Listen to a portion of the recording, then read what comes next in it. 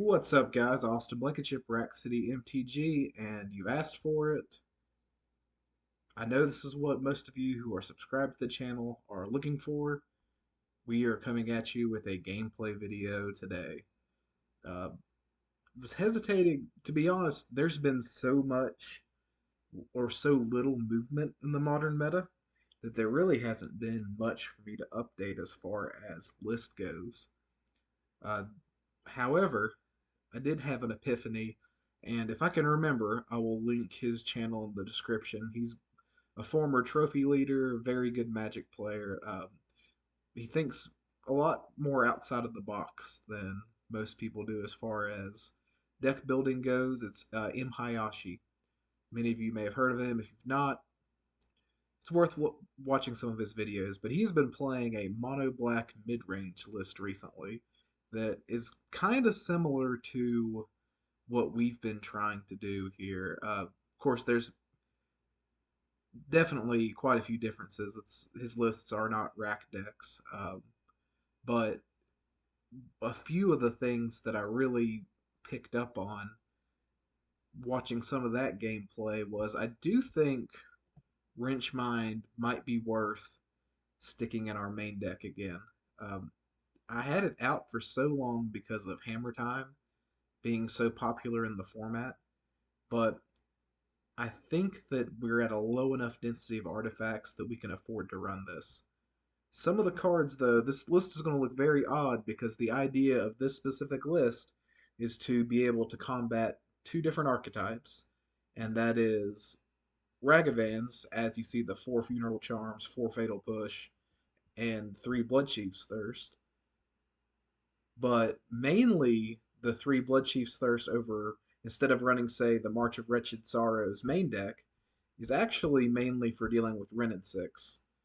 Um, I'm not entirely sure what the final 75 will look like, but two of the notable cuts that definitely since I've been making videos, you've not seen me run less than a four of are, in this specific list are Inquisition of Kozilek and Smallpox. Don't take this list as we're not running Smallpox anymore, we're not running Inquisition of Kozilek anymore. I would say that very specifically, if you are expecting a lot of four color control or four color piles, that this list might be better for you. We're going to give it a try. And because we're taking out the full, all four smallpoxes, we don't really have to worry about our creatures dying as much. So the other part that's really the anti four color deck is the four Tourach Dread Cantors.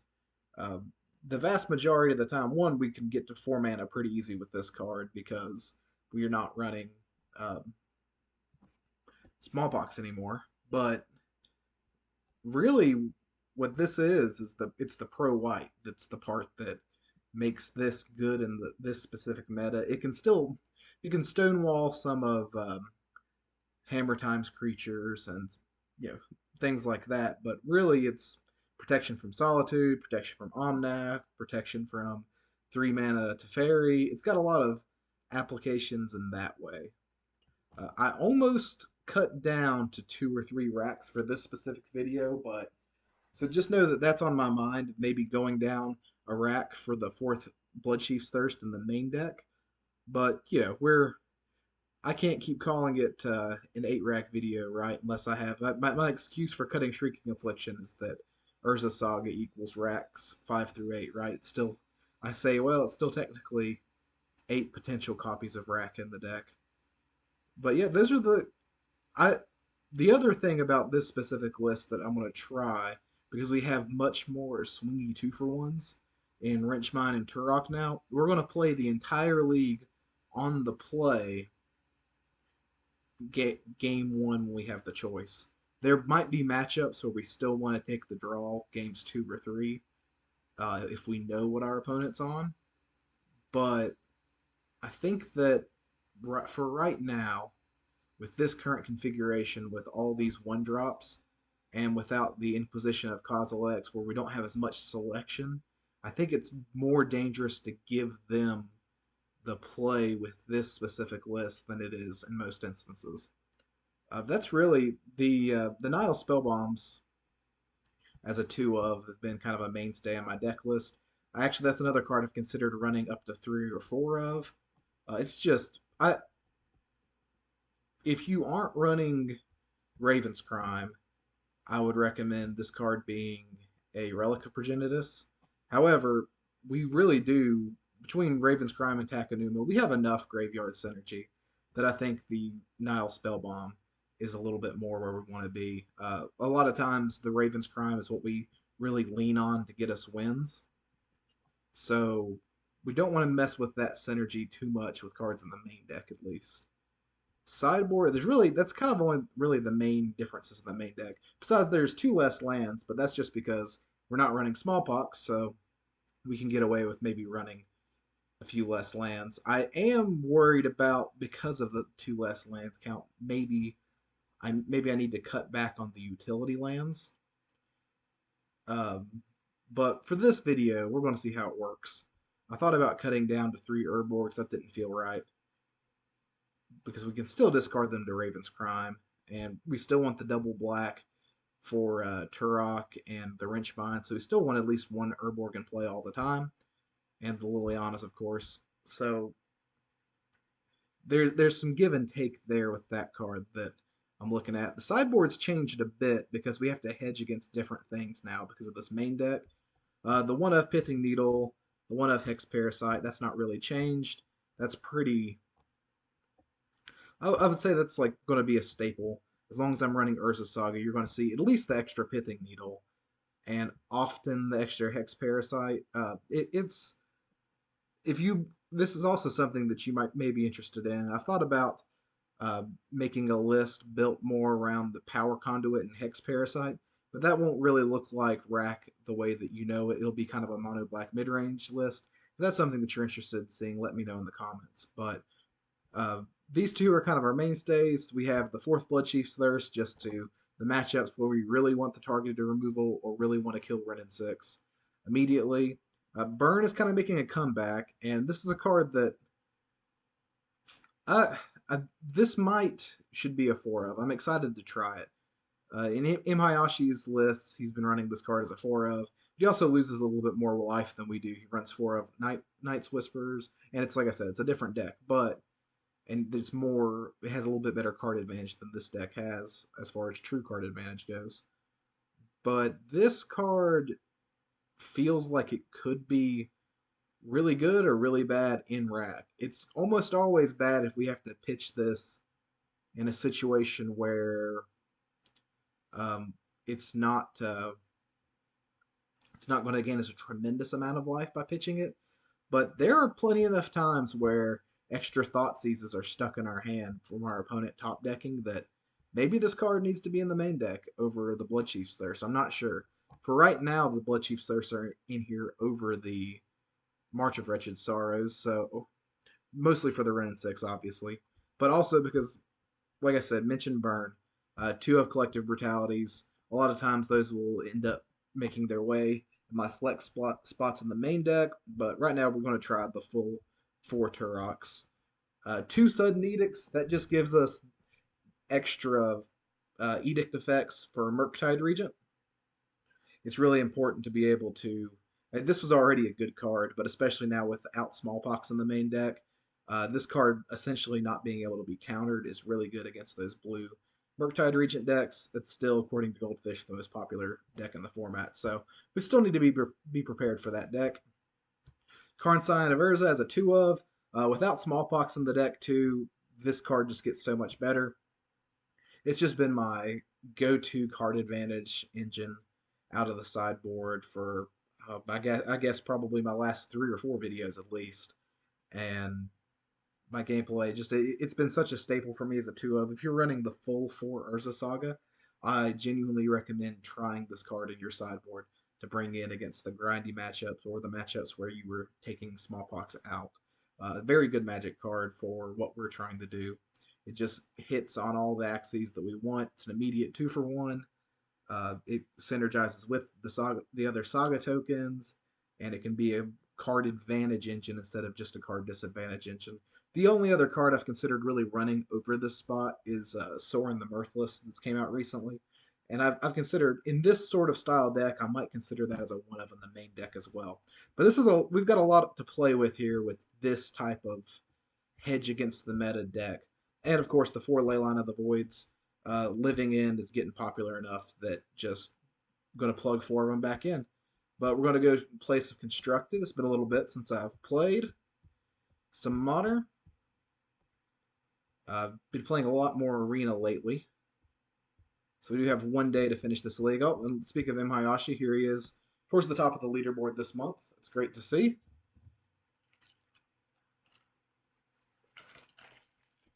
But yeah, that's if you are interested in seeing more mono black mid range opposed to the rack, definitely check out his channel. He's been working on that deck for a while.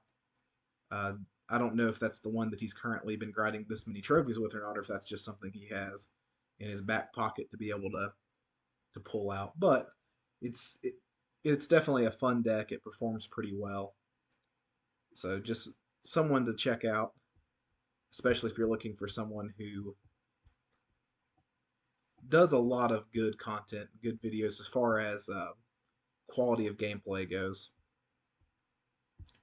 Waiting for our opponent in the first round. I have gotten to play a little bit of Vintage Cube.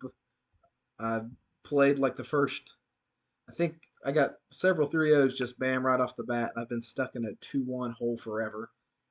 So it was definitely time to switch things up. On my way home earlier today, I kind of had that epiphany of, well, if we're going to be up against more of the four color control decks and the Ragavan decks, and I've maybe made comments in the past saying that it's hard to play Rack when there's a ton of four color control in your meta. It's not an unwinnable matchup, but it's definitely a difficult one. And also getting to play on the play. So there's plenty of updates here. Well, we're going to be on the draw for this game. This is a pretty good hand. I like being able to go Thoughtseize or potential one mana removal spell into Wrenchmine on turn 2. This is kind of the only, like I mentioned, Burn is kind of making its comeback right now. It's really important on this Thoughtseize that we make sure we get a card that does more damage than. Okay, I don't think we care about Searing Blaze. I think we get rid of just the Lava Spike to take advantage of their mana or hurt their mana efficiency some. When we wrench mine them, they'll almost definitely discard the Searing Blaze. Okay, that's a rough top deck for us. If there was a top deck, if there was a card we would have taken out of their hand, it definitely would have been the Swift Spear. So that's unfortunate. Let's wrench mind. Also, once again, if we would have had this Urborg in our hand, would have been very helpful. So I think it's just Searing Blaze land that we're getting here, but because if we would have had this Urborg, we could have played the Saga this turn and still been able to wrench mine. Opponent is seemingly in the take from the wrench mine that causes them to discard the only two cards they have in their hand. I'm sure they've either F6 through their turn and have flipped off screen is probably the case. I've done that plenty of times myself. Funeral Charm not being able to kill Swift Spear here is a huge bummer. We really want to hit either a Bloodchief's Thirst or a Fatal Push. And next turn we'll play Saga. I would really have liked to have played the Factory, but play Factory the turn after. Not having this Urborg in our opening hand and our opponent top decking this Swift Spear might be what causes us to lose this game. We'll see, but next turn, if we can remove one of these creatures, have Saga, and we can get a sorcery out of their hand or a creature out of their hand with this Funeral Charm, we might be at instant speed. We might be able to stabilize and come back. Because this is turn 3, and they've not done a tremendous amount of damage for Burn on turn 3. Okay, so another Rift Bolt. So we definitely want some sort of we're running, essentially 7 of them that kill these Swift Spears main deck. So we have a decent chance of hitting one. If we get a Liliana, we'll have to play it down tick, which is unfortunate, but okay, so we did find one. we might have a chance here. So if we Bloodchief's Thirst one of these, so okay, so we got to make sure.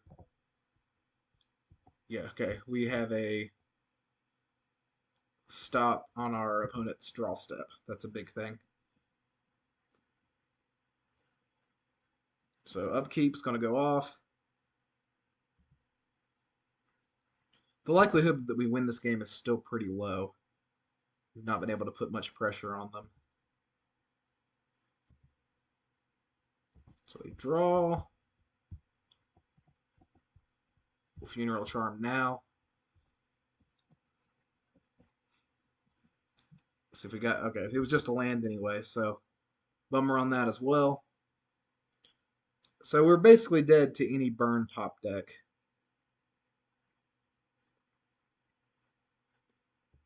Another 1 mana removal spell would be nice, but it probably won't matter.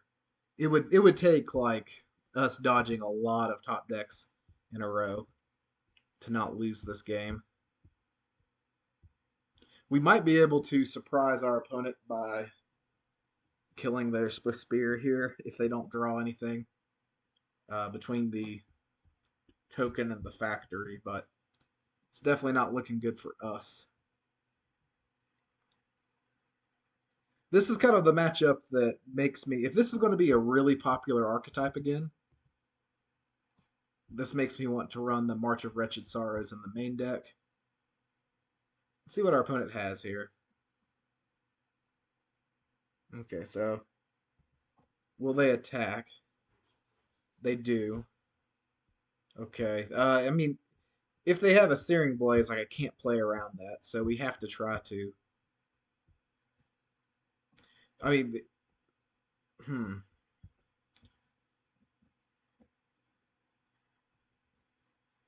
Searing Blaze would be interesting. Without landfall, this turn would be interesting.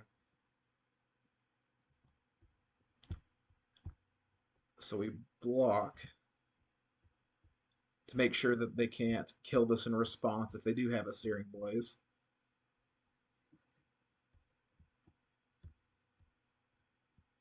And then we activate the factory to try to kill the Swift Spear. If they have a bolt, I have no clue why they wouldn't just immediately bolt face, but I don't think they do in this spot. They may okay, so they might have just made a mistake. That might be all it is. So we're completely shields down. So if they have a bolt or a spike, they got us. But okay. Um, I think we have to play this as aggressively as possible here.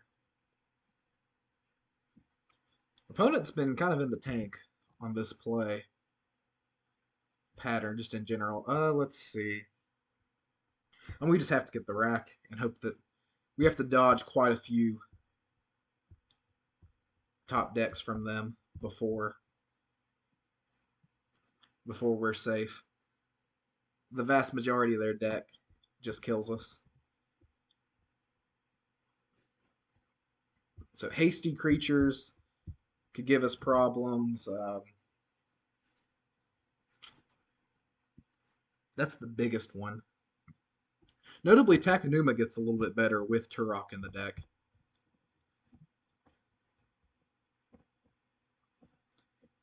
I can't imagine. Maybe if they suspend a Rift Bolt next turn, we might be able to kill them. So they take 2 here. We can Raven's Crime 2 cards out of their hand. But if they draw any three mana spell, they just okay, yeah, or any 3 damage spell. Well, that ended up being closer than I thought it was going to be. Because if we could have faded one more there, I think we would have got him. Collective Brutality, Collective Brutality. Wrenchbind is good in this matchup. I'm actually going to take out all 4 of the Thoughtseizes, and that's perfect. That wasn't even something really I planned. Let me actually. Hopefully this won't trigger. We'll take Bloodchief's Thirst and bring a Sudden Edict in for the Nihil Spellbombs as well. They don't use their graveyard any, so now we have the full 4/8 traditional removal spells, the March of Wretched Sorrows, the Wrench Mines, the Tourachs, the Lilianas. I think we're doing pretty good here. We can take out the Pithing Needle for the um, second Sudden Edict here. I've won games from Pithing Needle on uh, Sunbaked Canyon before, but that's such a marginal spot.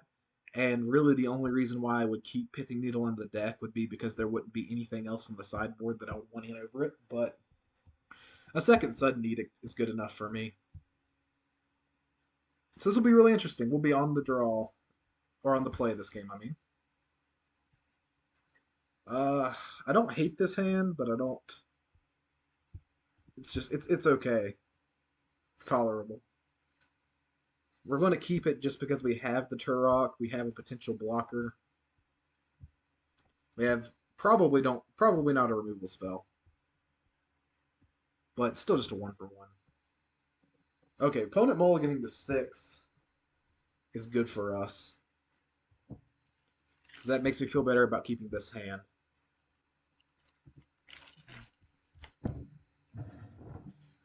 It is tricky because as of now we can't, with the cards we have, Tourach requires 3 black to kick it. We're probably just slamming Tourach on turn 2, actually.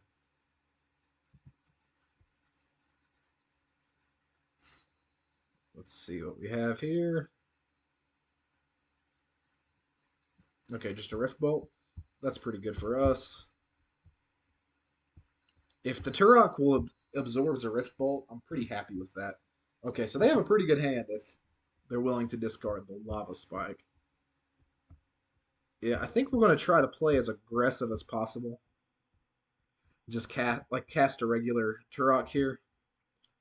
If they Rift Bolt that, that's even better. Uh, assuming that they don't have an Eidolon. Okay, so they just Bolt Face.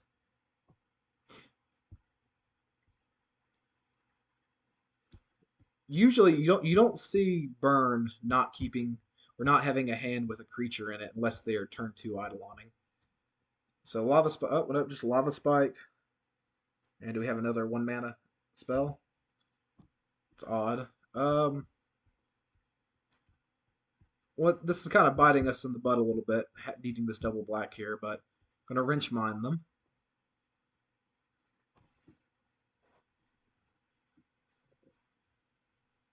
That makes our Tourach pretty large. So we were able to get a Sunbaked Canyon and a Lightning Bolt. Makes me wonder what the last card in their hand is, if it's a Lightning Bolt. Oh, that's so good for us. That's really bad for they're hellbent and we're at 14. That's about as good as I could ask for with a with this type of play pattern. Goblin Guide's rough. I hate that they top decked. Which if it draws us a card or two, I'm all for it. But we'll check our revealed zone. Oh, the Sudden Edict. That's even better. Perfect. That lets us play our Saga. Now we can stay aggressive, which is really important. You would think that Burn maybe you'd want to like be on your haunches a little bit more, but if you don't kill them very quickly, it ends up becoming a problem for you before it becomes a problem for them. We're going to give them the choice to see if they want to let us try to draw another card. They just go ahead and immediately cycle their Sunbaked Canyon. All right, they do give us the choice if we want to. And they do draw us a card. Wow. They know this is in hand. I've had a lot of Burn players in this spot just simply not attack, knowing that it's going to draw us a card. So a bit surprised, but definitely not horrified by that. Okay, so they have something. It's probably a bolt if they played that the way. Okay, we're not going to play the second Saga right now.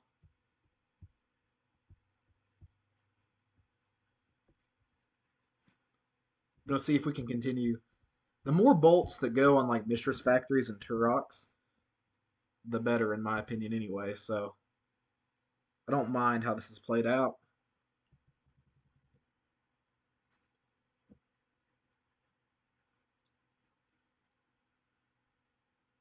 So 3 mana. Okay, 3 mana skewer me. That's fine. That's what they were doing last turn. Got it. They were trying to pay it, but where I hadn't taken damage, the spectacle cost hadn't happened.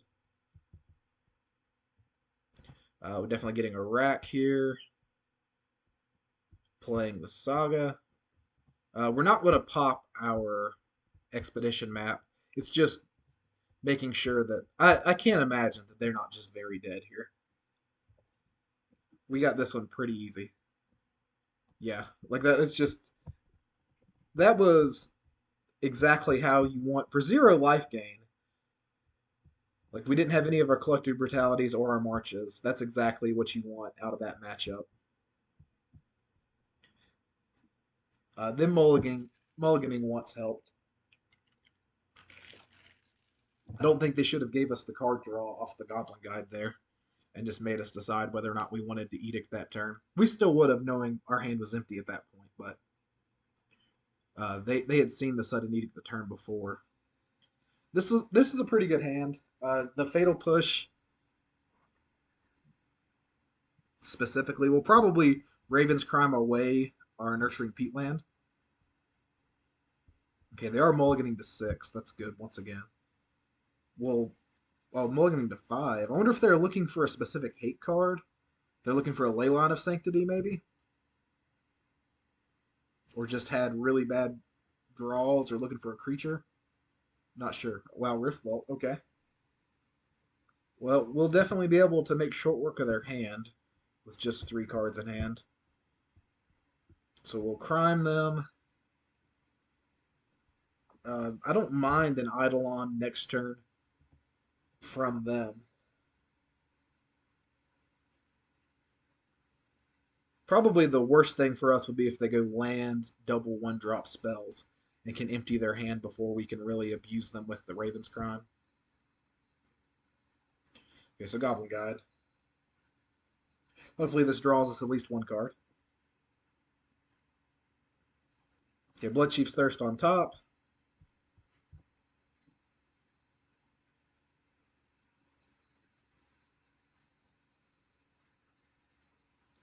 Okay. I would be happy with the second spell here, but it's probably a skewer the critics if they're fetching now. It's odd to see them fetching here, but let's crime them and see. We'll get rid of our Peatland. I don't think that that's going to be... Okay, oh wow, Smash the Smithereens. That's a really good card to get out of their hand. Perfect. We are just going to Bloodchief's Thirst here instead of holding up Fatal Push, despite the fact that they let us draw a card last turn. It could be relevant. I don't know if I'll even want to uptick Liliana here, but I will. I won't like it, but after this turn, I probably won't uptick her again. However, unless, okay, so I'll just down tick on the Swift Spear. Perfect. I wonder if they attack me or if they attack the Liliana here. I think it's a good question. They do attack me. I think you do attack me. I think that's right. But I was a little bit surprised that they made that decision. Especially given how free it is for us to not uptick this Liliana right now. We're definitely downticking her. No reason in wasting the card the Fatal Push, especially when we're in a situation where we don't necessarily want to get rid of these cards out of our hand when we're not getting anything in return back. All right, let's see what our opponent does here. 3 mana skewer me, perfect. We'll just make that response.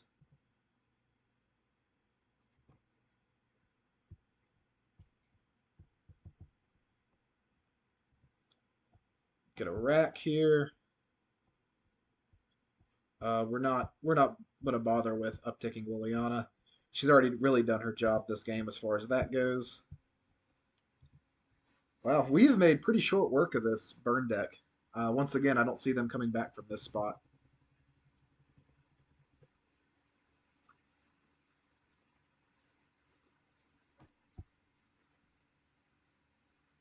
Let's see if they cycle that immediately.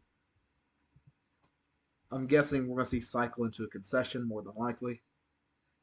Yep, awesome. GG's opponent. That was a match that I felt good about winning, but I definitely feel like we could have won all three of those games with this current configuration. That was that felt good. That this version of the list feels pretty nice so far. We've played one game with it, but there's not a whole lot different besides there's no Inquisition, no Smallpox. Uh, it doesn't really change the core of our deck. Wrenchmine looked really good that matchup when we cast it. Both times we cast it, it was pretty impactful. The second time being very good. Getting the last two cards, no matter what they were, out of hand. I like the idea of playing. Excuse me, sorry, I'm cracking a drink here while we have some time in between. I'm sure you can hear that loud and clear. Pouring it in my ice cup, but yeah, I liked that game one quite a lot, or match one quite a lot. We handled business pretty well. If I don't want to say that I want to go against four color control because that's just become an egregiously boring matchup. For me, for the four color control player, I'm sure it's fun. They have a lot more decision points than we do. This is just solid classic rack hand. We'll keep it. We've been on the draw automatically twice now. Thoughtseize was a great draw. I'd like to know which deck they're on here. This could be Living In. This could be four color control. This could be Murktide.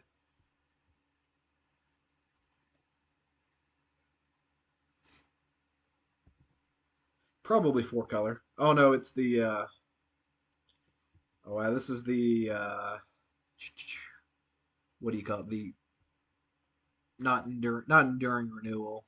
It's a combo. It's a glimpse combo deck. I know that. Oh, we're just taking the violent outburst. It's unfortunate. This is actually only the second time I've ever played against this deck online, and the only other time I played against it, the opponent lost from decking. They managed to hit all four of their Risen Reefs and a bunch of uh, like the rest of it. They were like no lands. The rest of them were elementals, and it decked them completely. Enter the battlefield, investigate twice. Fantastic. Um, I guess we play the Urza Saga here. We're gonna hold up this Funeral Charm because I think picking off this Risen Reef as it comes into play would be better than making them discard just the worst card in their hand. So that's something. I'm not entirely sure how this matchup is going to look like. Because the one time I played against it, I was not playing the racks. So Risen Reef, we'll let them decide what's going on. I would be shocked to see them pitch an Endurance. It's tempting to wait to downtick Liliana, but let's just kill this thing now.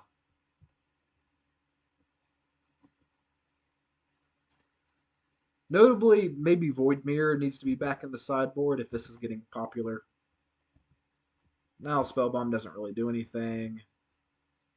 I don't particularly think Liliana really even does anything, but do I want Liliana or an extra Saga token? I think I just want the Saga token. I don't think we're going to get there on the rack this game.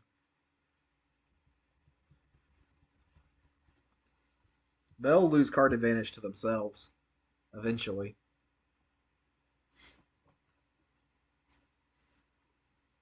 They have a lot of cards like Wave Sifter that just makes permanents. It doesn't. It's not really designed to actually create card advantage.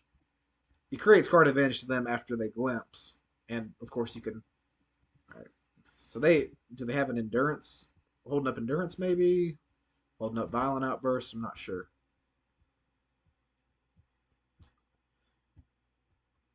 They definitely have the endurance, but I don't know if they're holding it up or not.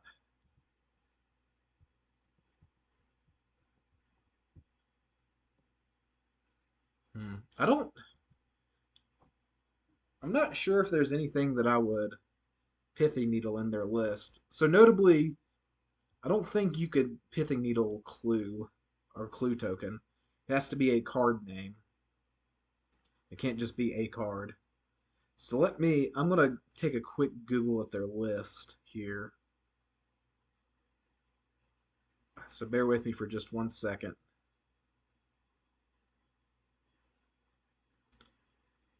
I don't think there's anything that will want a Pithing Needle. Take a look at the modern meta game, which means that our main deck is not great against this specific crashing footfalls. They're pretty low on the list of decks. Maybe we Pithing Needle a fetch land. We've seen two Scalding Tarns. So wow. So when I click on Glimpse combo, it shows up as a difference, showing up as a Zorius combo. So that's not what we're looking for.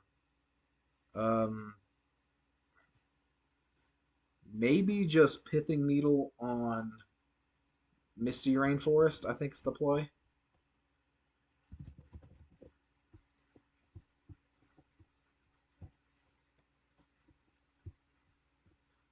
I think that's like the least bad option in this spot. That was a lot of thinking for something that ended up not being. I guess we could have named the Otawara. I didn't even think about that. That was like right there in front of me. That's actually probably what I should have named. So endurance. Be honest, I just don't care about the endurance too much. We're still going to get in there for 5. We're presenting lethal next turn, so they do chump.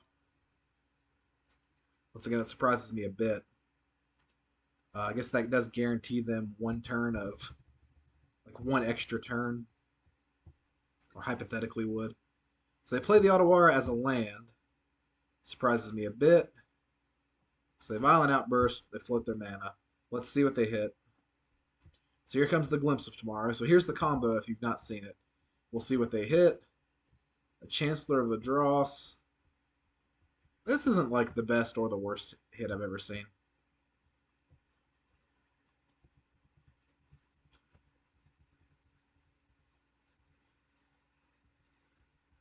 The Chancellor's pretty good in that it makes 3/1/1 tokens. That's some interesting tech. I've not seen this out of their lists before. Oh, we got the Misty Rainforest on the Pithing Needle. Look at that. 10,000 IQ. They played the Otawara and they hit the Misty Rainforest. I'm definitely being a little bit sarcastic when I say 10,000 IQ there, but let's see if they attack. They're thinking about it. Like it, say it's got to feel almost free to attack there. Okay. Do we bother Bloodchief's thirsting anything for 1 mana? I do think the answer is yes. And I do think, unfortunately, it's one of these Phyrexian Goblin tokens. I didn't know. Is that like a recent change to the type? I'd have to look that up to see.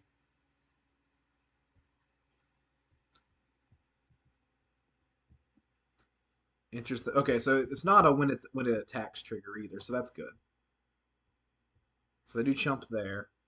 Chump chump. That's fine. I don't have to do this now because where they're double chumping, but it'd be really nice to to have a Shadow Spear in the deck at this point.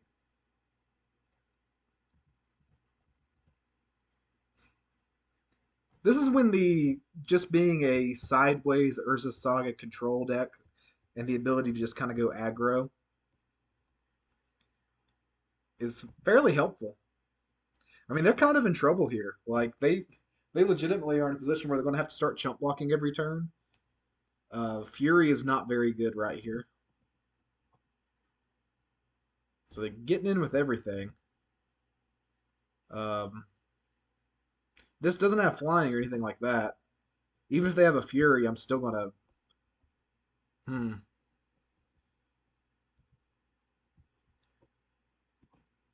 How, I'm going to play this around somehow Fury keeps them in the game. Or if like they have some other freaky removal spell like a Dead Gone that I don't know about. Okay, so there's the Fury. But this Fury doesn't kill anything. They'll have to Fury twice to do anything. Okay, so they did Fury twice. And what did they exile with the first? So they both of them exiled the Chancellors. And they concede. Okay, so I think we made the right decision not blocking the Chancellor there. Because that was the only way that I could see that working out for them, is that somehow they Fury their way back into the game by like two for wanting me or like having a Dead Gone. Unfortunately, there's not a whole lot of good cards in our sideboard for this matchup. It's really not even showing up on Goldfish right now. It's a pretty uncommon deck. I think we go down two Fatal Pushes. Probably play the Marches over some number of these removal spells as well. Let's just go Marches. The just having the artifact density for the Saga tokens in this matchup is important too, though. So this is actually tough. These are all good cards for the matchup. Let's go. It's tough, tough, tough. So they don't really run many things that Fatal Push is good against, and I'm not. I'm still on the fence. I've considered putting fetch lands in our deck, but to make Fatal Push a little bit better. Oh god, this is a classic keep traditionally, but whether or not this is going to get there against them, we're going to do it. So they do get okay. So it just gives them one apiece. It doesn't give them three. So it's not as good as it could be hypothetically, and we know that that's two of the cards in their hand. They'll probably discard them. Okay, I like the Wrench Mind top deck. So now because we have the Wrench Mind, we're gonna lead on the Urborg because turn two. That's tough. We're probably going to Wrench Mine on turn two, but then want to like Raven's Crime a bunch of times turn three. I don't know. We'll see what their hand turns out to be.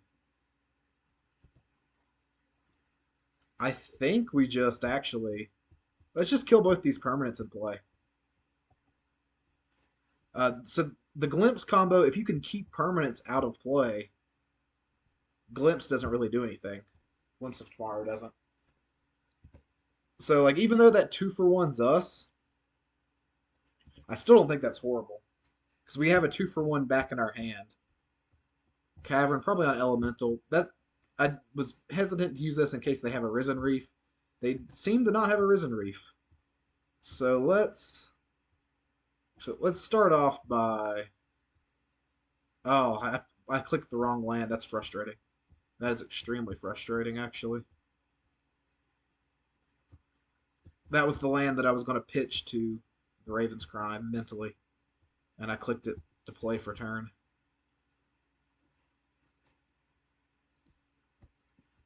If they had an endurance, they should have cast it there, though. That's kind of the. So mentally, I was worried about the endurance. Night of Autumn, Foundation Breaker. Okay, well, if we hadn't have given the illusion that we don't have an Urza Saga, they probably keep the Foundation Breaker there. So an elemental with what is it? Omnath. Of course, it's Omnath. This card's the bane of my existence. It's not particularly. I don't think this card's particularly broken. There's some people that are calling for it to be banned.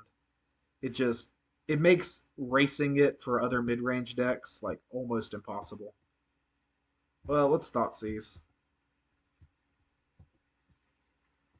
So got the Charlotte's Agent. Awesome.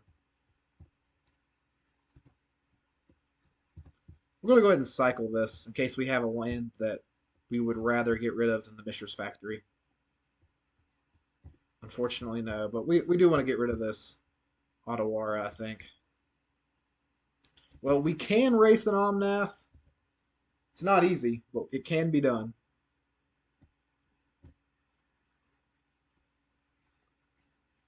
Okay, so they're just going to gain the 4. Another land here, preferably another. Okay, Tourach's okay. Oh, that's tough. I guess we just. This was like twice now where maybe waiting and them having the Otawara was better. And them still having the Otawara in hand is better. I'm not entirely sure. Yeah, we're definitely not on chump block status yet. Really, really, really want to top deck a second or an extra land here. Okay, that's probably the single worst card for us to top deck outside of maybe a Thoughtseize. Hmm. Do we get Expedition Map here or do we get a rack? I think we have to get Expedition Map. We're not chumping yet either. So this is tough. But and to give my thought process on why to get the Expedition Map, by the way, I didn't clarify. Oh, I guess it doesn't really matter because we took the Fatal Pushes out, didn't we? Let's look at our sideboard. Yeah, we took all 4 Fatal Pushes out. We'll probably. I didn't realize this deck even had Omnath in it. Okay. We're probably dead. We'll wait one more turn before we scoop. Oh, we can play. This is just a permanent chump blocker, isn't it? We'll just play this on 2 as a chump blocker here. Well, that's a pretty good top deck. That kind of we're in the game here. Like we're not dead. I was almost ready to scoop, but I forgot this is the reason to play this card. Is we're just permanent chump blocker status. Let's go.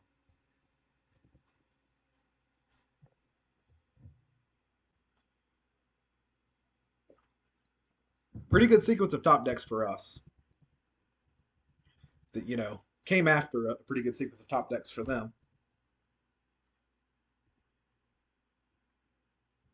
So easiest block I've ever made. Pro white. Opponent just must have not known that that's how that worked. I'm not sure. They thought they were going to make us chump block or it's protection from white. A top deck land here would be fantastic. Oh, yeah. This is kind of like about as max punishing to them as we could get. So, perfect. Oh, whoa. Wait, why wouldn't they just play this and cycle it? I don't know. I mean, I'm not trying to be critical. I don't know what their thought process is here, but so just attacking for 3. And these will outgrow the Omnath here soon, too. We're in a pretty good spot. Like, Fury kills us. The Fury kills us anyway. Well, Otawara doesn't kill us. They knew our Raven's Crumb was in the graveyard. I don't know why you don't just go ahead and play this Omnath out. Risen Reef is good. That buys them time more than anything else. Whatever it is they hit, choose not to play it. Another land as a top deck would be pretty nice.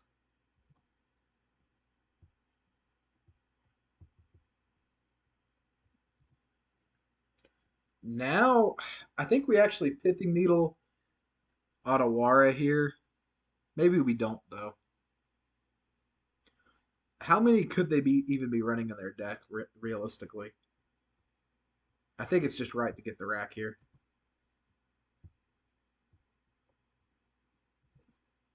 That makes them more likely to have to block or or maybe consider double blocking. Yeah, yeah, it's right to get the rack in this spot. It doesn't feel right, but it is right. Come on, don't do anything busted on me. Don't play a second Risen Reef on me. I don't have counter magic, I promise. I guess they're thinking maybe they draw like a Force of Vigor or something off the top. Okay, so this is evoked, can't be countered. Are they going to glimpse? Once again, they draw the card off of. Okay, yeah. They draw the card off of Risen Reef instead of having a land come in play. I'm guessing here comes the glimpse, is what I'm guessing. No? Oh. Oh, we might have got there.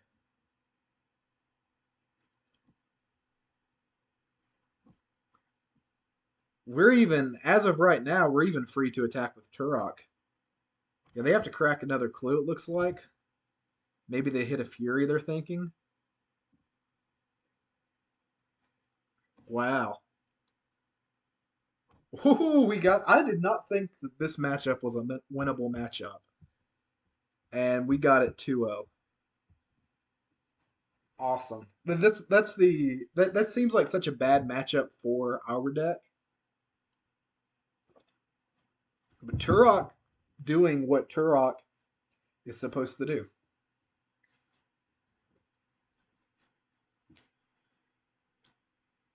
All part of the plan, all part of the plan, right? Well, I'm already pretty pleased with how this list is working. We played against, I mean, Glimpse combo isn't super meta. If it was, we'd be running Void Mirrors again, but Burn is just absolutely everywhere. And Glimpse mirrors a lot of the decks that are absolutely everywhere, so a win against that also, I still lump that into like 4-color elemental piles, even though most of the time it's written out as a different archetype. It's close enough to me. So 2-0 against decks we want to be able to beat with this deck list. Notably, we have lost all 3 die rolls, so it's not been relevant choosing whether or not to be on the play.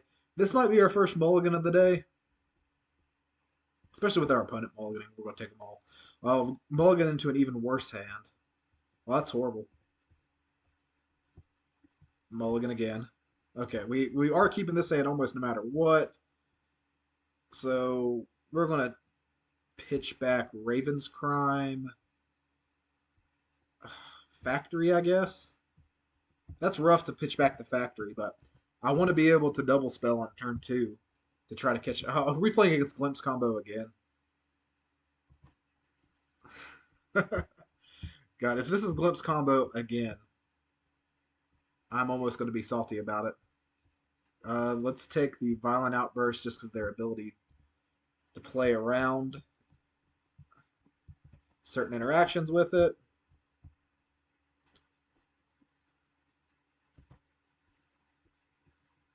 Thoughtseize again. Take the Shardless Agent. I don't think we Bloodchief's Thirst the plant token now. There's a pretty high likelihood that we'll want a Bloodchief's Thirst Omnaths here soon, especially if they start hitting their land drops. Hopefully they whiff on land drops for a while. Okay, keep whiffing on land drops. Keep whiffing on land drops. Oof.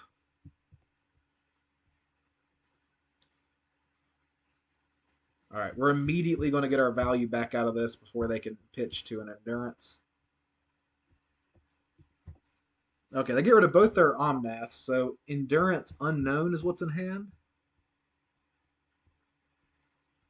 So we do know about the Endurance.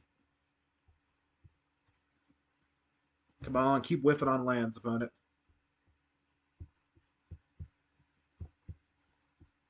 We're just going to keep doing it. Okay, get rid of a Fury. I mean, we mold the 5 ourselves. So we're really... Okay, so they have land, now they have Endurance and Unknown. So now we'll want to start playing our lands, probably. Always on time, the Tourach. I don't know. I honestly have no clue why you wouldn't Endurance right there. You know we have the Raven's Crime.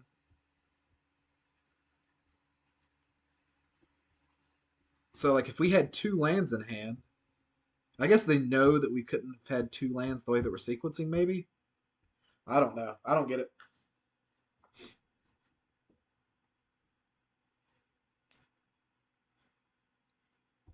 Oh, they reshuffled their deck back in. So if that was, well, I don't get that one either. To be honest, I'm not sure at all why you would do that either. I'm very confused. Which I don't understand their deck well. So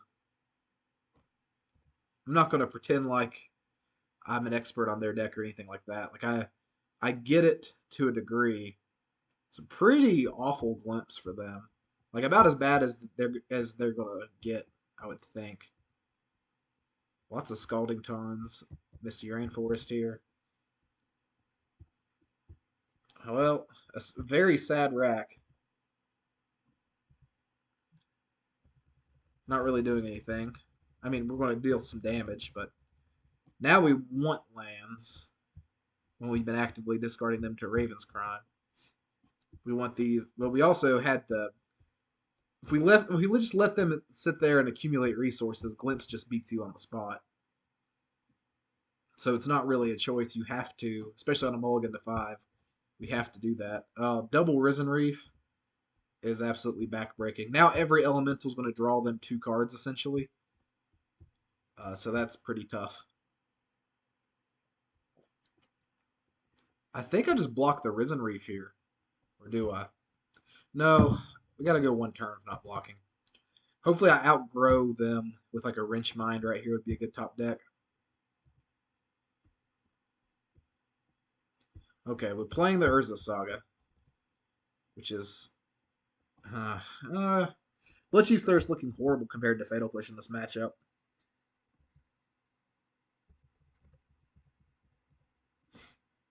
They do... Do they have lethal in play? Guess technically no. I mean, if they top deck a Fury, they top deck a Fury anyway. I'm not going to complain too much if we aren't drawing well in a mold of 5.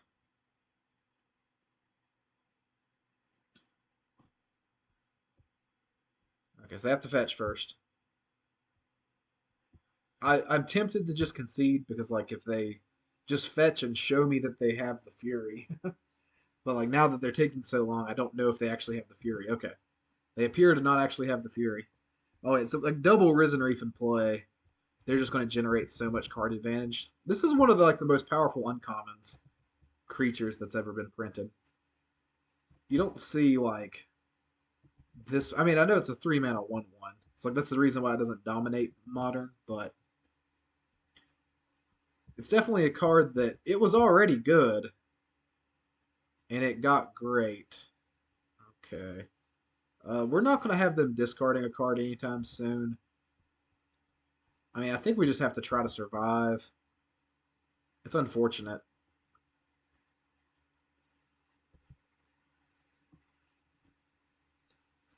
That blocks the only way that we can, like, pretty safely survive next turn. That fetch makes me think that they might have had an endurance at the ready. But now we're going to be. We don't have to chump block yet, at least, because we have the rack in play. So if we can block a Risen Reef. Okay. If that doesn't kill us, I'll be shocked. We'll see. We'll see what happens with it, though. I mean, it's possible, like, for them to whiff completely. All right. GG. lot of permanents in play. Got it. You don't have to. You don't. I'm not gonna make them click through all of that. Cool. Collective brutalities are good in this matchup. I think Fatal Push is better than Bloodchief's Thirst now that I've played the matchup once. Uh, we're more likely to have a permanent leave play with Fatal Push than we are to get to 4 mana for Bloodchief's Thirst, I think. And we'll be able to bring in 2 marches. And I guess take out one Spellbomb for the second march. And just hope this is good enough. That's more of what I was expecting against that deck. But also, like I said, we mulled to 5. So I have to mulligan this hand. I can't not interact for the first 4 turns of the game against them. This hand sucks so much. This makes me want to take Lochtwain out of the deck. Hands like this. Against a mulligan. Unfortunate. Once again, Lochtwain being the thorn in our side here. We do have the ability to put back Needle and Push here, so we get rid of the 2 worst cards out of our hand. Okay, so they do get a Chancellor trigger. Well, the one of Lochtwain just looking for maybe with a 22 land deck, maybe I just can't play this card without taking out um, Nurturing Peatlands for swamps or something. I don't know how much good. I don't think just Ravens criming them here does anything. I think we're better off cycling this to try to hit our 3rd land drop. Well, double mull to 5 because of not having 3 or not even having either 5 lands or 1 land is rough. Oh, come on, no land drop, no land drop. Oh, they slow rolled that so much. I thought maybe they wouldn't have it. Well, I mean, we'll wait till the Sifter goes in the graveyard, I guess, but we're going to cycle this.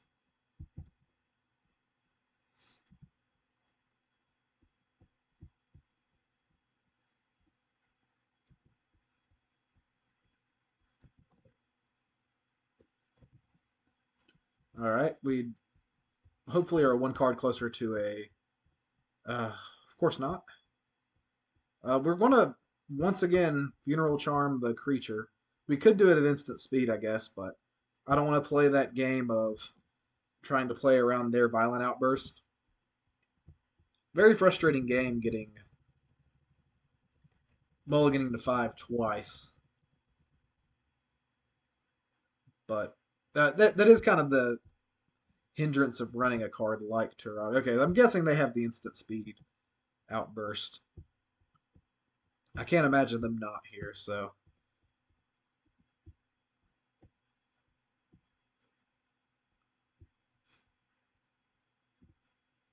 Five permanents in play, and they run a lot of lands. Like they could whiff. And this is the downside of not having Inquisitions of Kozilek in your deck over like the extra funeral charms. For this deck and okay, well they just didn't have it. Wow. Why would I don't know why they wouldn't just crack the clue there then. If their hand's so bad that they don't have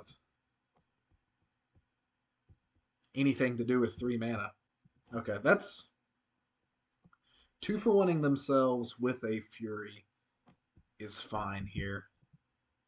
Like we can definitely that's probably more cards than the Liliana would have gotten total anyway from them. So we have 1 from them discarding and 1 from. Okay, here comes the Shardless Agent. My guess is they had the Shardless Agent all along and were just waiting 1 turn. Is why they didn't make a play. Okay, well we're also dead again. Awesome. Yeah, there's no card in our deck that gets us out of that. So GG opponent. We mulled to 5 twice and died that game. That at least it was quick.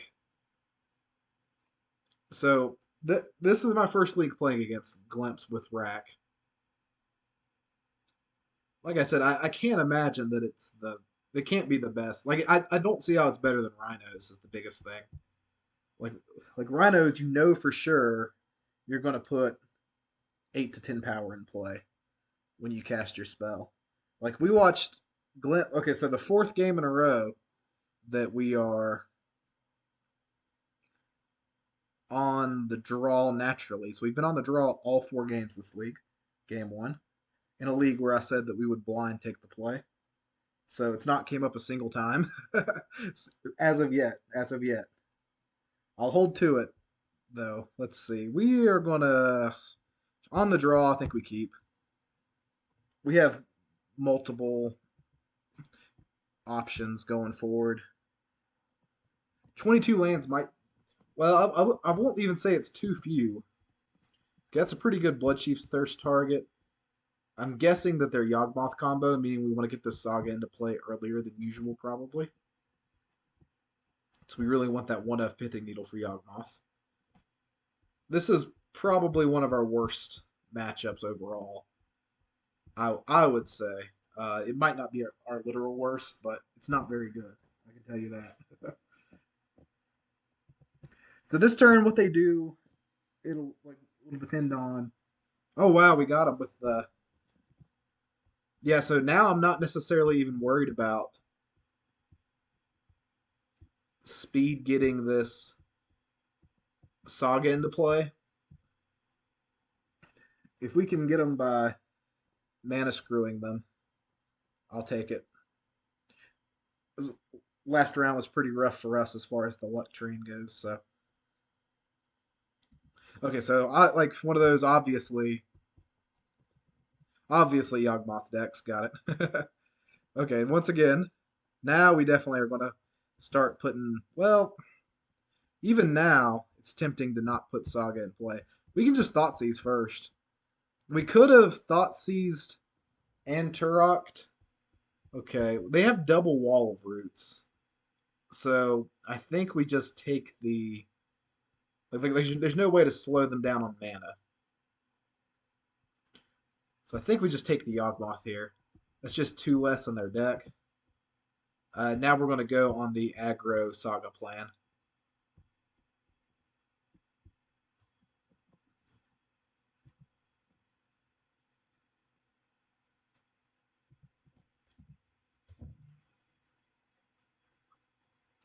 Fading another, then missing another land top deck would be big. Might just lead to a concession if they do. Okay, no concession, but oh, perfect.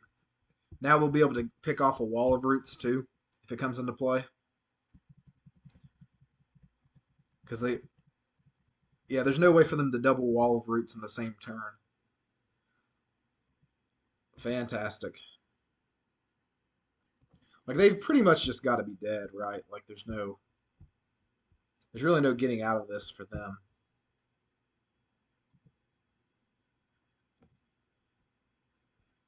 Okay. Yeah, that's what I was like. They've got to be dead. So the second Pithing Needle has to come in. Sudden Edict is a good card against them. Marches are good. Collective Brutalities are okay. And we want all 4 of the Leylines in. Now, what do we take out? Is the question. This is probably our single worst matchup. We're going to take out the Spell Bombs just because it's too easy for them to play around a Spell Bomb. They don't really care about their graveyard. Leyline's just hard to lock on them. Tourach's probably not as good in this matchup. We'll go down 2. We want both Pithing Needles. Map is tempting to take out. Uh, Funeral Charms are probably our worst ones of these removal spells. Then let's go down. This is the matchup that I would often go down on lands too, so we don't have that as an option. We really want all of these. Maybe we just go down the full Funeral Charm list. It only really kills one of their creatures outright, and we'll go down 1 Liliana. Yeah, maybe actually the Bloodchief's Thirst might be better than the Sudden Edict though. I think the Sudden Edicts are actually bad now that I've thought about it. We'll go back up to Tourach's. That's simply because they have too many things that they can sacrifice to, like that the edicts aren't necessarily good. Oh well, we got the double Leyline hand. I'd rather have a Leyline than top deck it, so they're not going to get rid of Leylines this game, which is nice. So Young Wolf, we probably don't even bother killing it, honestly. There's really not much. We'll start working on their hand a little bit.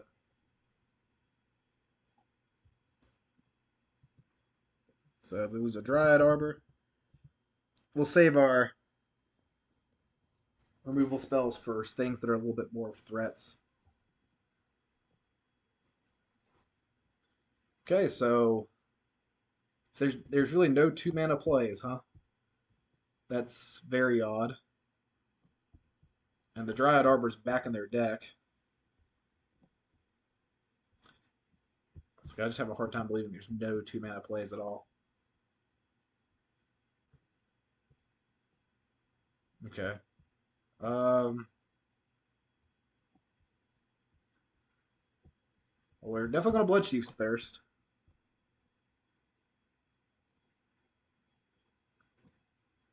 The question is, I think we like just one for wanting them with the Raven's Crown with 4 cards in hand is not going to do what we want it to do here.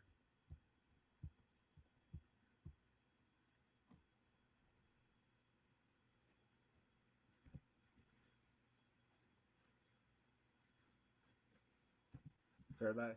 We've got a cat recently, and she's coming over here and saying hello. So no 3 mana spells either, huh? There's got to be Eldritch Evolutions. What's got to be? Okay, now I still want to get to the 3 lands though for both the Lochtwain and the Bloodchief's Thirst. So that's a tougher one. I doubt we'll see Cord for 0. I think our opponent's just got a hand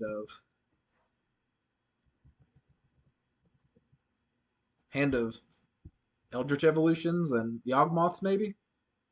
We'll see. Okay, like I got no clue what they could even possibly have at this point. 4 cards in hand and have not played. Like they're basically entirely a creature deck, outside of ways to tutor creatures. Okay, well we'll take a Wrenchmine. Wrenchmine once again looks pretty good in this spot.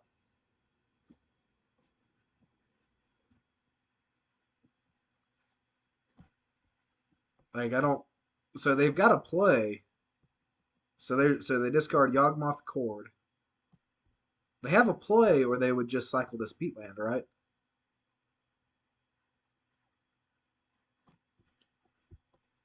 Are they going to Cord for? Okay, so Force of Vigor, kill these 2 things. That's fine.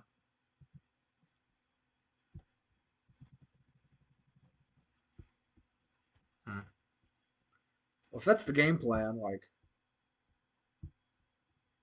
there's still a lot they have to do here. Okay.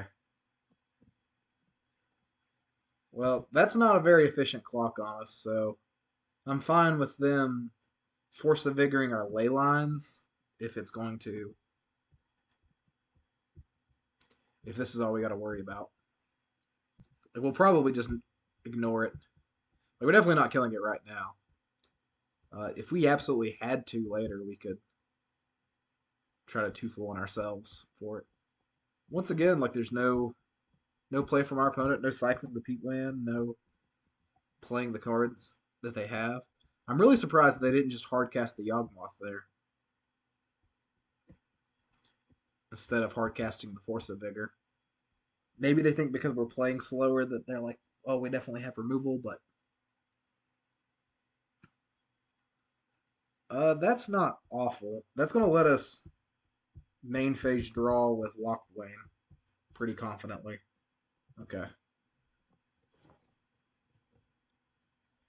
Like that this March will buy us like with what they have in play, we're talking like double, triple time walks potentially. Probably a Yawgmoth, okay?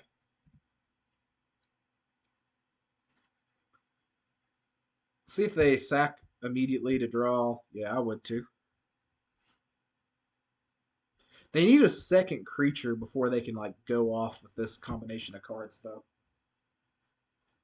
That also lets us now one for one this Geist later, so I'm not disappointed. I think they must have had the second Yawgmoth in hand all along. I'd like to just draw a swamp top deck here. Okay, perfect. And by doing that, I'm going to march. So we're going to cast. And we're just going to gain 4. We're going to play the longer card advantage game here. That'll take us. That basically buys us 2 turns. And we'll eventually just kill this outright. But that lets us next turn, if they draw another Yawgmoth, we can Bloodchief's Thirst and go ahead and push this thing too in the same turn as well. Okay, we definitely don't care about Wall of Roots in this spot. Just gonna say I would have cycled before I played the Wall of Roots probably too, but it's just incremental stuff. We'll want to get rid of the Hierarch eventually. We're definitely killing the Strangleroot Geist now because it's now an actual clock, and we can one for one it since they sacked it to the Yawgmoth. I remember when I first started playing Modern, I played this card like in fair decks all the time. I just thought it was busted. I mean, it's just whenever you're new to Magic, really, you kind of just want to. Uh, I guess we're gonna fatal push this thing. We're at the point in the game now that we really want to be able to save that Bloodchief's Thirst for a Yawgmoth. Castle Lochtwain, as much as I complained about it, will end up drawing us quite a few cards here, though. Okay, so Grist is pretty good.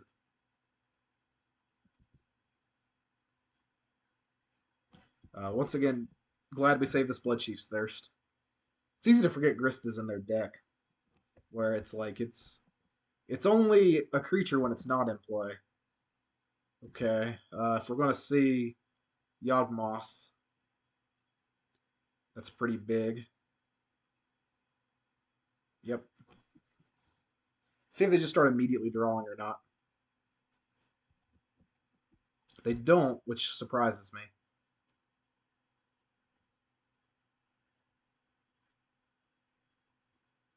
Our Nurturing Peatland would be a really good draw. So, let's just go ahead and do this. They're going to sack it to draw a card. It's not good for card advantage, but it's one less life for us. And like, there's not going to be a better target on later to use it probably. Because we're not going to trigger Revolt more than likely.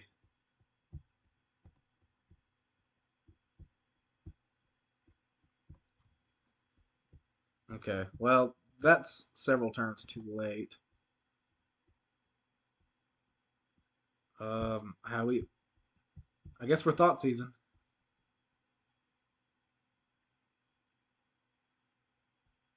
Okay, so that does stifle their combo ability pretty hard. Once again, tough spot. Like, do we kill the Grist or the Yawgmoth? And we can't beat one more Grist activation probably. We almost definitely can't beat the Yawgmoth in play here, but the Grist is the thing that's going to kill us over time. And after this turn, the Mishra's Factory can at least chump. Well, it can stonewall the Yawgmoth to keep it from getting in damage at least. So it's not nothing. If they have a removal spell, which like even then it'll end up being a chump because it'll be okay. Well, now they're going to get a 2-drop, probably a Strangleroot Geist, and that probably means we're dead. Let's see. This is I do contend that this is still our worst matchup. Turns off our Castle Lochtwain, but it's done its job. It's drawn us like, what, three, four cards? The second March of Wretched Sorrow would be a good enough top deck here. Yeah, as bad as it seems, thought seizing the young wolf there was right. It would have been bad if they'd drawn a land off of it, but does this do anything? I guess it keeps us alive. Can I cast it with kicker? Two, three. Yeah, I mean I can cast it with kicker. I might as well.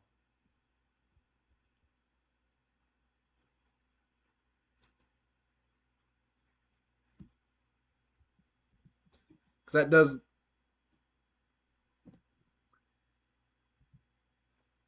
Okay, well that was a good card to get rid of at least. So that's not nothing.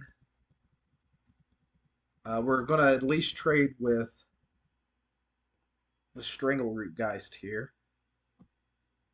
Okay, we'll let them attack first.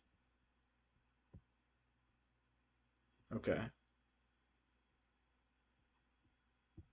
Oh wow, that's actually like the best possible thing they could do, because now I don't have to chump block.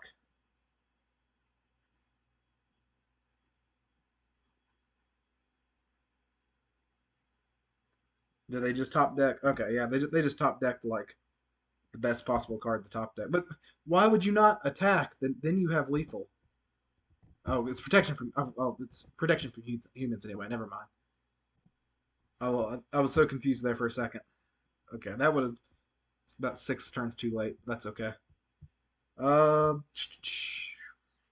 Liliana still. I'm fine with this split. With so much of their hate cards now, I'm tempted to go back down. Let's go down a rack and up a Tourach.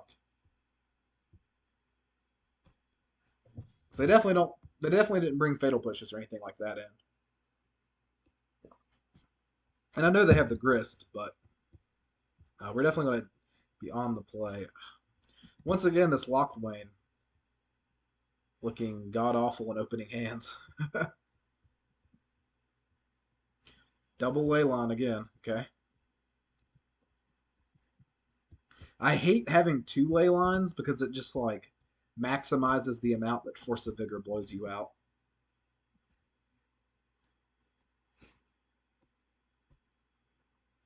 Really, really, really would like. Oh, Gilded Goose. That's an interesting card to run in this deck. Huh. I wonder what. How is Gilded Goose better than? Hmm. I don't know how this would be better than like Birds of Paradise or anything else. Like, does the food token do something for the deck? I don't know. We're gonna Thoughtseize instead of killing the goose. It might be wrong.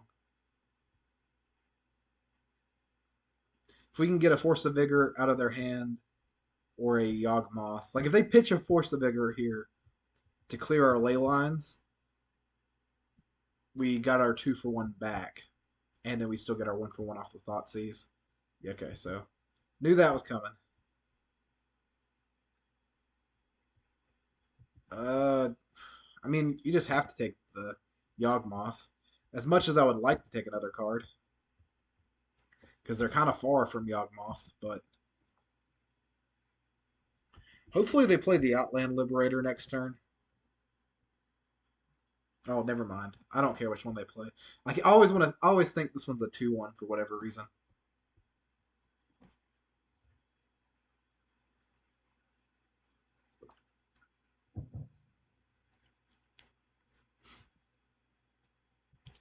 So Outland Liberator.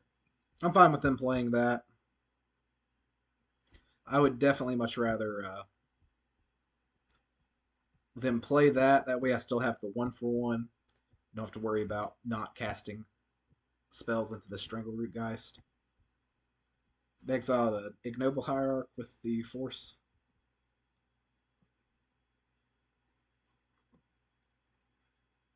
They have quite a lot of artifact and enchantment hate in their deck. I don't know how many copies of this card they run, but they were running it last game as well. Just keep making land drops would be ideal here. Swamp would be nice. That's probably even better than a swamp, honestly. We don't want this thing to flip.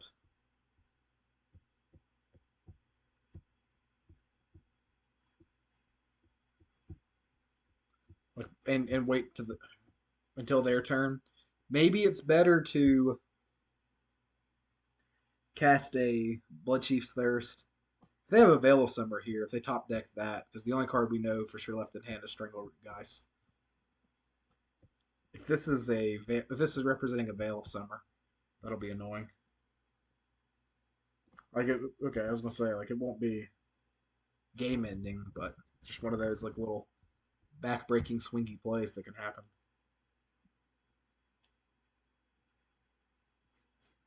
If they don't play a land this turn, okay.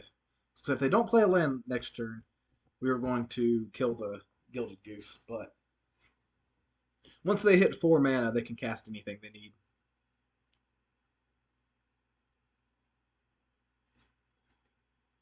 Opponent has played kind of slow here. They really haven't until this game 3. Then it's just all of a sudden it's been at a glacial pace.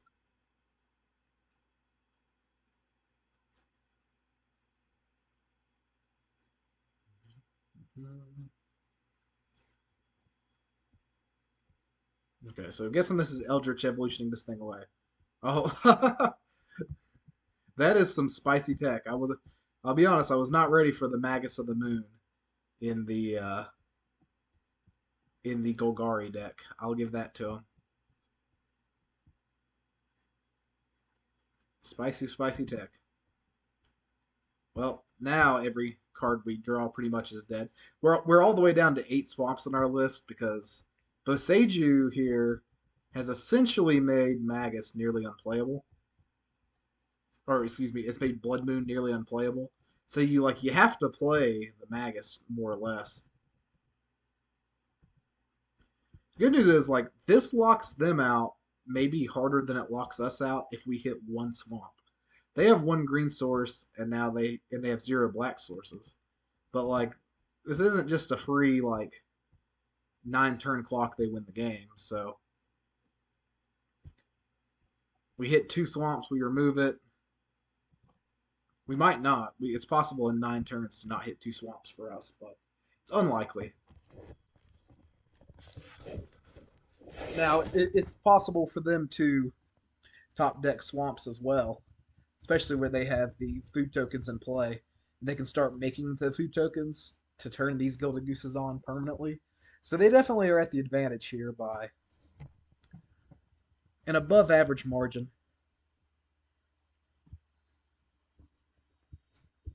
Plays a Dryad Arbor that's a mountain.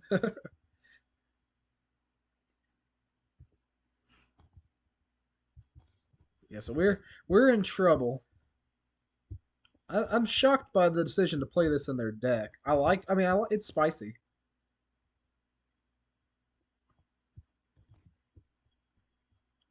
Okay, so there's swamp number 1.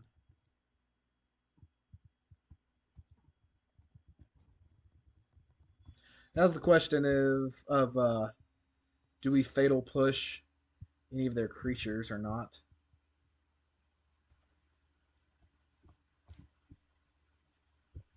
I think we're supposed to fatal push the Dryad Arbor here instead of the Geist.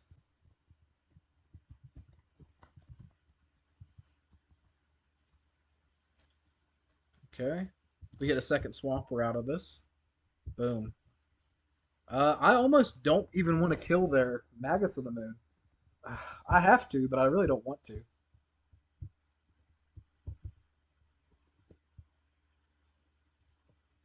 We'll tap the Urborg here. I guess the Castle Lochtwain. I mean, like, I respect the gall to bring that in against us, but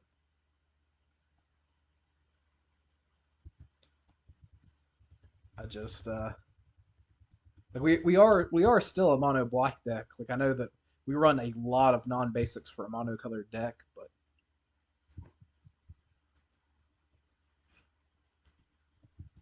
Oh, that's probably their best draw, because that means that we can't just block with this Mishra's Factory this turn. Okay, I mean I guess we're just taking it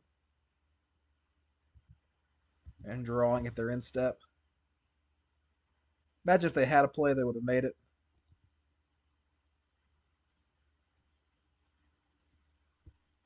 Well, pretty good card for them to have. Uh, Almost there. It's there's really there's an argument to not crack that peatland there to make sure that we can kill the grist and have a blocker up. They've kind of drawn lights out this game and last game as well. This was our one chance to let's like our best top deck for sure. Two, three, four. Man, so fatal pushing the Dryad Arbor instead of having the fatal push for the Hierarch here could have been wrong. Because now we really are on like a frustratingly fast clock from this Geist. Well, that actually makes it a little bit better for us.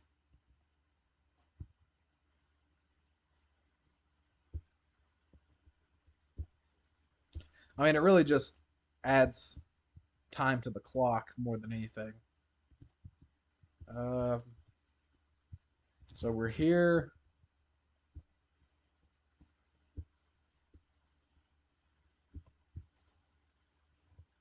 It's frustrating to do that, and then that card is now bigger, but there's really not another play to make. Say an artifact would have been good right here. At this point, they're top decking, so we've got to keep just making our land drops.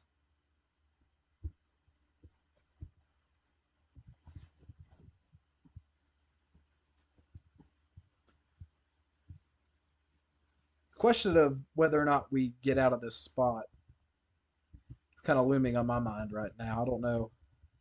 I don't know if there's a way to not. Like, even if, no matter how they attack, we're in trouble. So, one of the things I didn't mention in the deck tech either is we're not running any board wipes right now on the sideboard because, with under the assumption of that, like, a total of, I guess, 16 or so potential one mana removal spells, at least 12, and then two of the marches, so 14 one mana removal spells. I'm hoping they just attack with one creature here.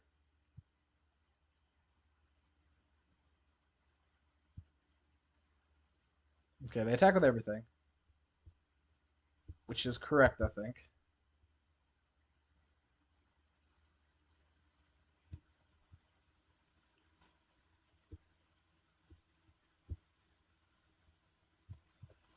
So now it's best for us if we block here and here.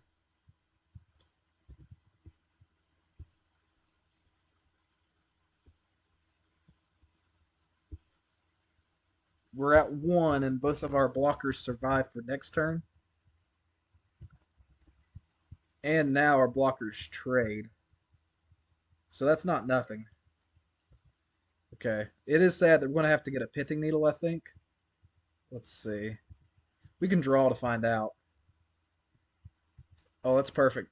We might stay in the game here. Now, do we just get Expedition Map?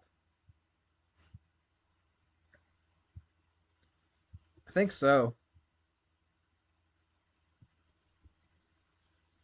Yeah, we can survive off the Expedition Map, right? I think so.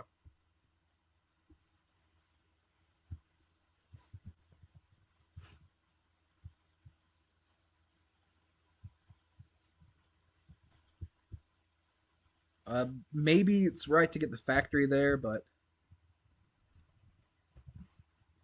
I'm hoping that they decide that it's better for them to attack with an Exalted and try to 2-for-1 us And then when they do that, we'll just Fatal Push the one creature they attack with.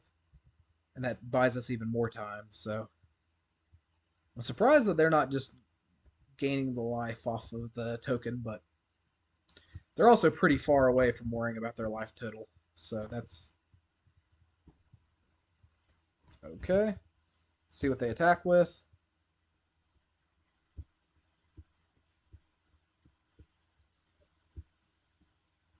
We are able to just get them here to buy one turn.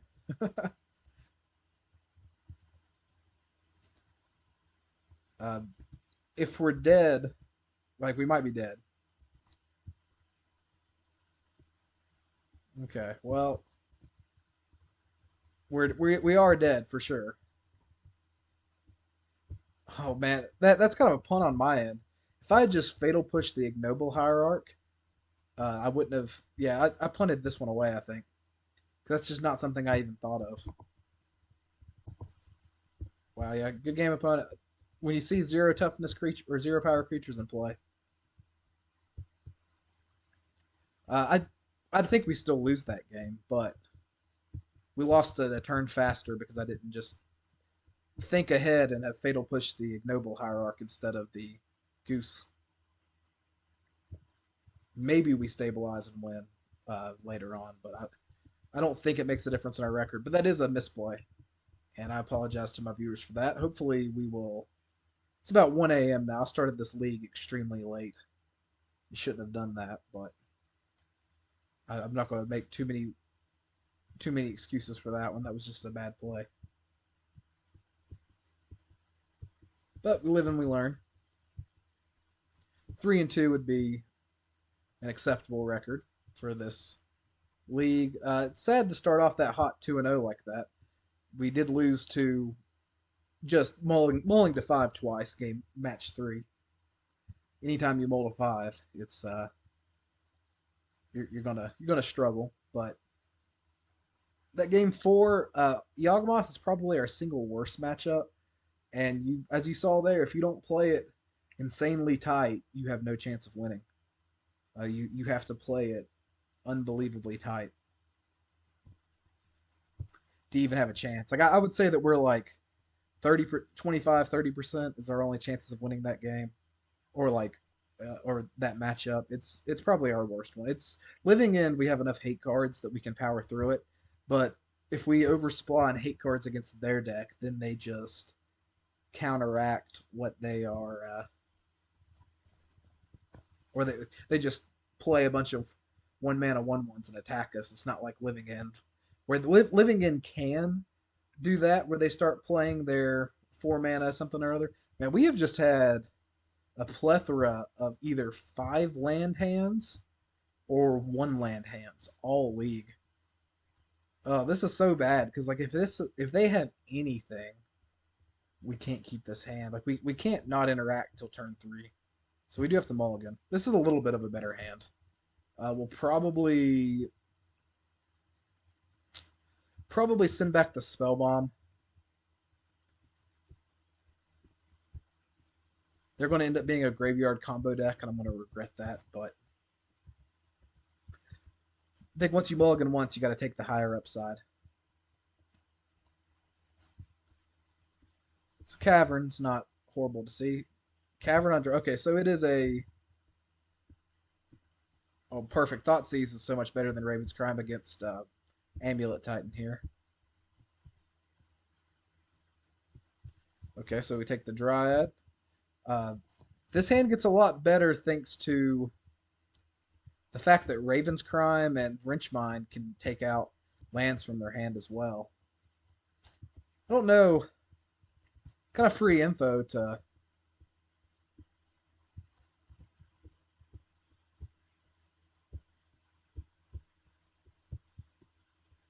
So we do get the. They probably. Maybe I need to just wait 1 turn on playing that Saga out, because then they're incentivized to discard the Boseiju. So Simic Growth Chamber's in play. We know Cavern of Souls is in hand. It just doesn't show up on here. Okay, so they discard the Cavern. Yeah, they wouldn't have discarded the Boseiju anyway, but with the hand they have. I'm sure they're just going to channel the Boseiju. Yes. Play the Teleria West. Makes sense. We probably just double crime them here. Oh, well, this is better. So we can make our land drop now and play the rack. That keeps them from being able to pick up their Teleria West, which is pretty big for us. Okay, they just concede. Awesome.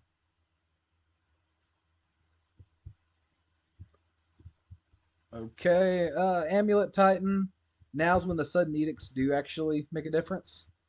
Probably going to go down all 4 fatal pushes. We'll see what we have to bring in though.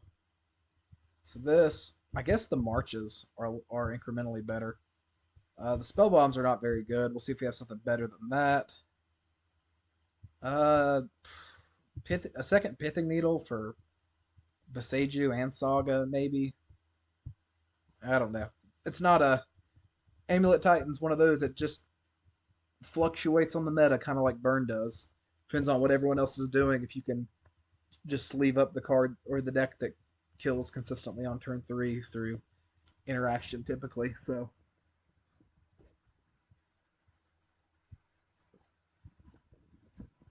Richmond has looked very excellent this league.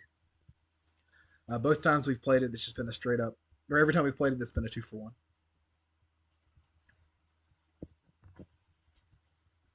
It might be time to start, even in the decks where are more traditionally rackish. Maybe it's time to bring the Wrenchmine back over Smallpox. I don't know though. Smallpox, if you're playing the card the rack, Smallpox is insanely synergistic with the card the rack. If you're playing more of a big black mid-range deck, this card is better than Smallpox. I think that's where it's at. So the farther you get away from playing the rack, the worse Smallpox kind of gets. Just my 2 cents on that. We do have a Thoughtseize against. It's still once again a 5-land hand. We've gotten so many 5-land hands. Okay, Amulet of Vigor. We'll lead on the Swamp instead of the Urborg. Okay, just take the Primeval Titan. So Force of Vigor and a bunch of lands that can't cast Force of Vigor yet. Teleria West eventually gets... Unsure about that play. Um... There's no reason to not play the factory, I guess. We may be able to... We're going to try to time this Funeral Charm.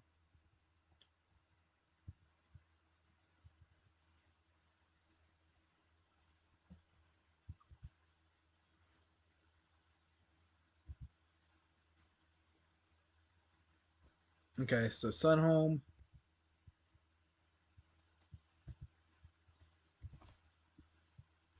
Nothing really. Wow. We're going to cycle this Peatland. Oh, I've played so poorly this league as far as like little things like that goes. Now we can't hold up the Funeral Charm. Not that they're going to not play around it anyway, like they will.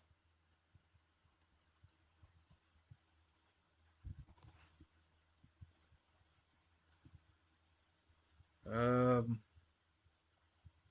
so Force of Vigor's in hand. We can't really play our Saga out. Okay, we can play the Urborg and we can just get rid of the rest of the cards in their hand. We'll just do that.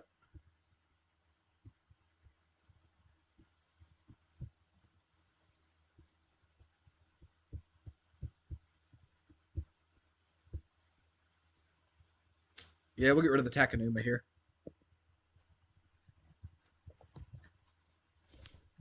Not perfect, but it does buy us quite a bit of time. And it clears the way for our own Saga. I don't know if Amulet Titan plays Expedition maps now. If they don't, I like our chances pretty well. Okay, let's. Hmm. I don't like pitching the Lochtwain here, but I think it's correct. Oh, whoo, yeah, it was correct.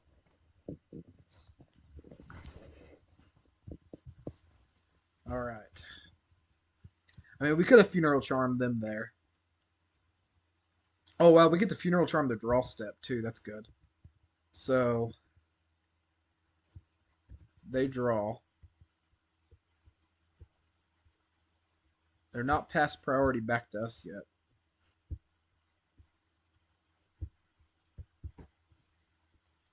See what we get here. They just hard cast a force of. Okay, so they have a Boseiju. That also means that they don't get to have their second Saga. Oh, did they do? They wow, they even get their second Saga activation out of that. That's pretty big for them. It's easy to forget this is a land that taps for two.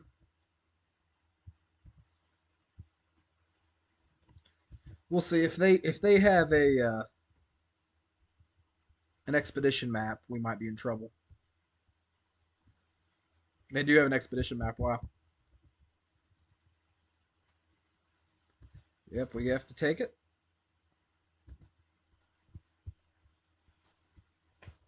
Rack is a good draw for us. Lets us be back on the offensive a little bit. I hate to bust one of these on a construct token, but we just don't have much of a choice.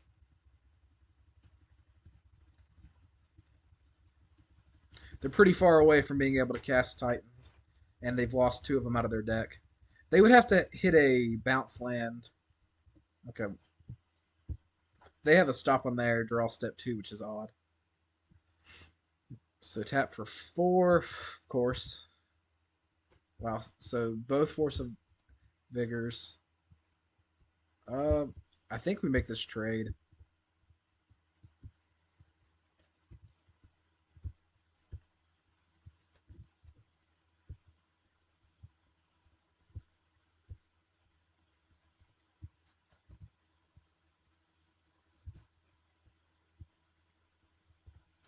Now we Pithing Needle Teleria West.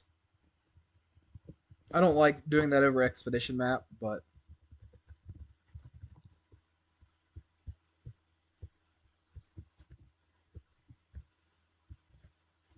yeah, that's the right play. Because if they hit a bounce land, they could get a Titan, and they would hit one naturally off the Expedition map regardless. So again, Saga. It's really a lose-lose situation. It doesn't matter what we do there. Okay, March isn't horrible. Buys us a turn or two.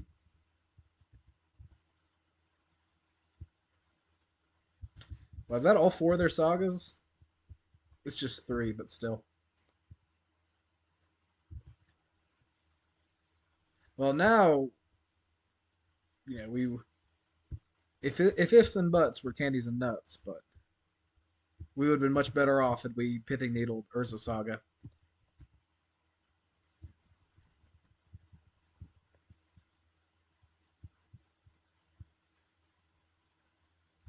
It's unlikely that we'll be able to win from this spot. Opponent is doing to us what we often do to other people, and that's just having more Urza Saga value than they have interaction.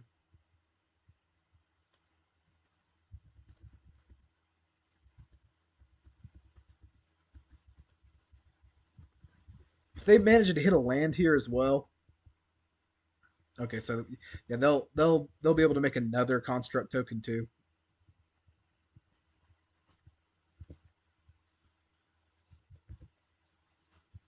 Yeah, we're going to lose to this game to our opponent having three Urza Sagas and us having two, and really Force of Vigor is a big.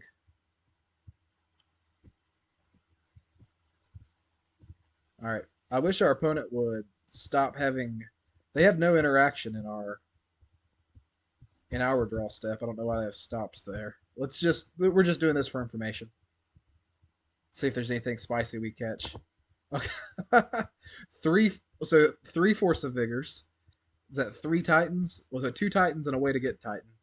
And three Urza Sagas. So out of the 19 cards they saw out of their deck, they did see their most important pieces. Uh, Collective Brutality is now more tempting than Funeral Charm, but we just run it back. There's not a whole lot else we can do with the configuration that we have. We'll be on the play now, so be able to turn one Thoughtseize, Amulet, turn one. But we'll hopefully have enough being on the play versus the draw. Hex Parasite is now tempting to bring in if a game's going to go that grindy, though. But what would we bring it in for? Is a good question.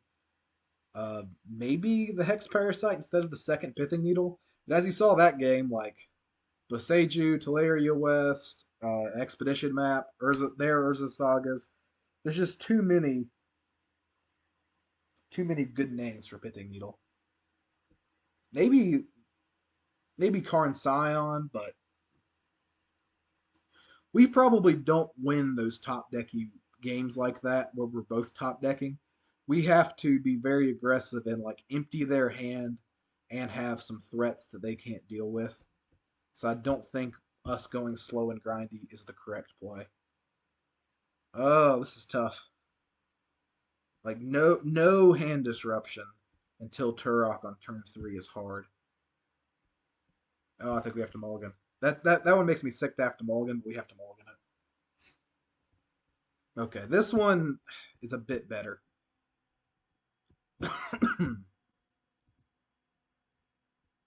We're just going to play our Lochtwain here to keep our options open in case we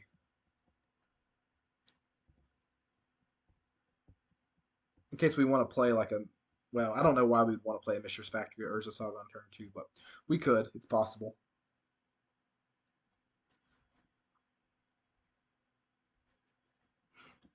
This hand is much better against if they kept a Force of Vigor hand.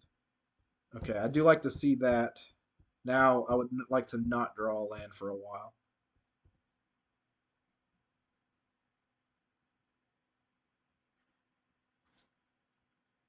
We actually have a pretty good curve here.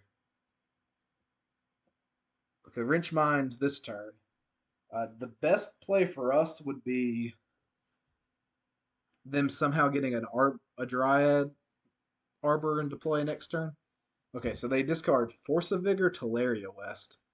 God, what is in their hand? Those are like two of their most key pieces. They must have a bounce land for this Urza Saga. Yep. Now we have a good Pithing Needle target, though. Okay, this is good. We'll play this. Get the Liliana in play. Uptick. We'll get rid of one of our Tourachs.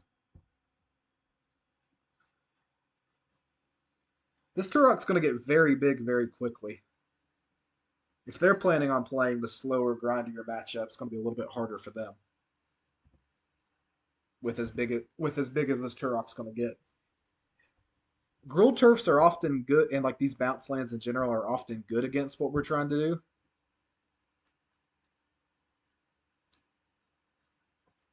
Azusa's good.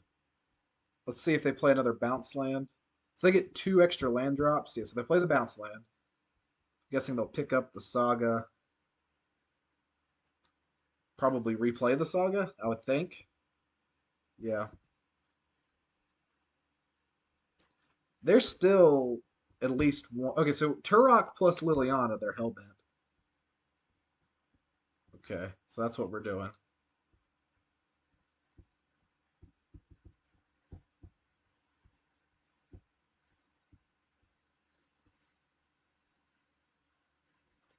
That random of Tourach is pretty good. Okay, so Garen Brigg gone. Each player discards. Okay. So that does put a pretty big hole in their game plan now. Like we can still lose to this Saga, but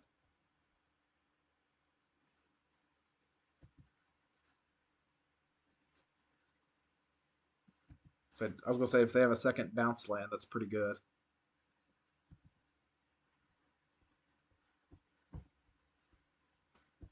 We'll make them sack.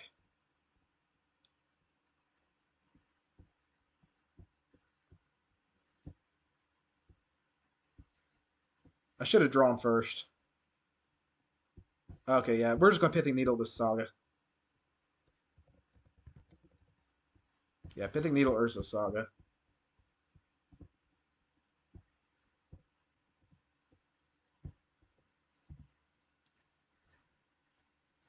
That keeps them from getting a blocker at least for one turn. If they're smart, I guess they attack my Liliana next turn. They can still tap the Saga for mana. I don't think it'll matter. I don't think there's anything like a top deck that gets them to where that would matter. I guess, well, even then, okay, Expedition map.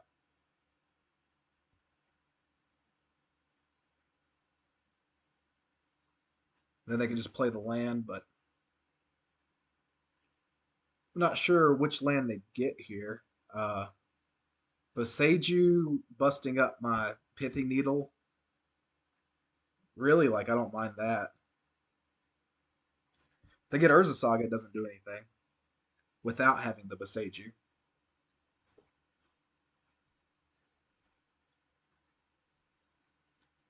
We have a pretty aggressive hand here. I've liked the way that this one's come together. Like it's possible for things to go poorly still, but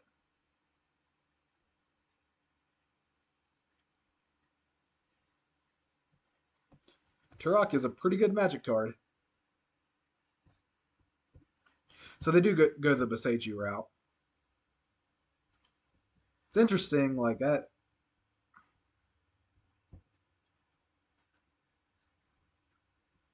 I Boseiju the Castle Lochtwain here is what I do, but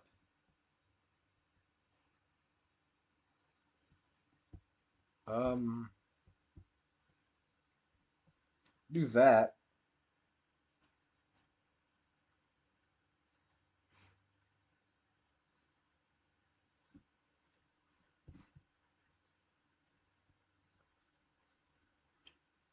This one's yeah, okay, so we can still attack with this Mishra's Factory if they decide to Boseiju the Mishra's Factory here.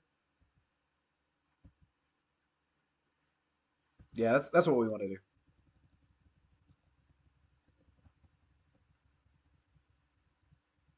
Okay, boom, we got there.